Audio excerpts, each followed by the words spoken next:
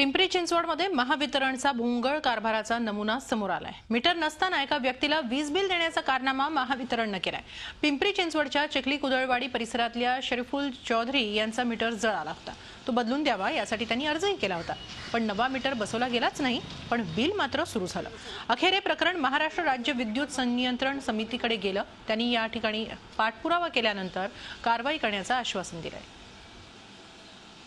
येथे बिल घेतायत आणि 6-6 महिने त्याला लाईटच नाही। आपण जर बघितलं तर इथं तुम्हाला वायर सुद्धा त्याची जळून तुटलेली दिसेल, मीटर सुद्धा जळलेला दिसेल। कुठल्याही प्रकारचा इथं त्याचा विद्युत वापर नसताना देखील स्थिर आकार दर महिना त्याच्याकडनं घेतात।